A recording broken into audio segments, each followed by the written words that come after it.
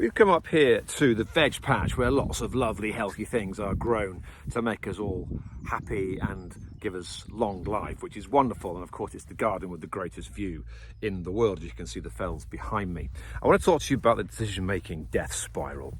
I want to talk to you about how to make the right decision that will make your company fly. First of all, let's be honest. You have a lot of intelligence as a leader. You know what's right for your company, your organization, or your team. You know what is going to make that organization thrive. Unfortunately, nobody else does.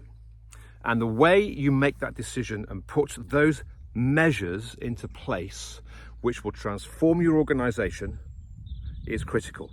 No matter how good the decision, you will fail if you do not begin by a review of your culture. You must understand where your people are at. You must understand their mindset. You cannot base a strategy on a weak foundation. Your culture is critical. If your people aren't ready, if there are problems, if there are poor relationships, if there are breakdowns in teams, if there are things to fix first in human relations or in the way they view the company or their practices, you've got to do that first. Otherwise, your decision making will go nowhere. So, if you don't do that consultation, the following things happen. You impose a solution.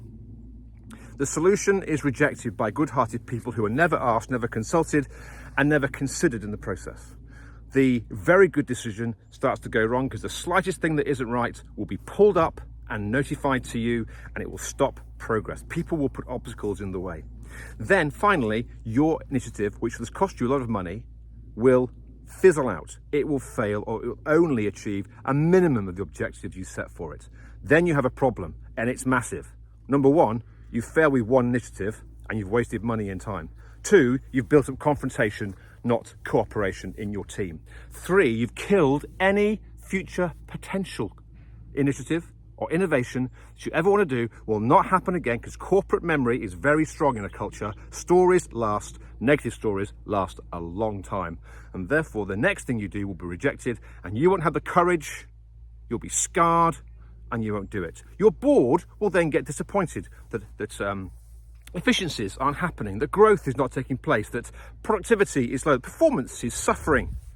Eventually, you don't have the answers, you get sacked as the leader, the board gets angry with the organization, they begin to lose faith in you, and in the people that work for you, and suddenly you have an absolutely beautiful, toxic mix of circumstances that will kill your organization in the long term. You have to start with your culture, you have to start with your people. The decision-making doom loop injures the people you work for. It injures the people you work over, and as a leader, it will eventually injure you. Don't make decisions the wrong way. Get them right, and you'll fly.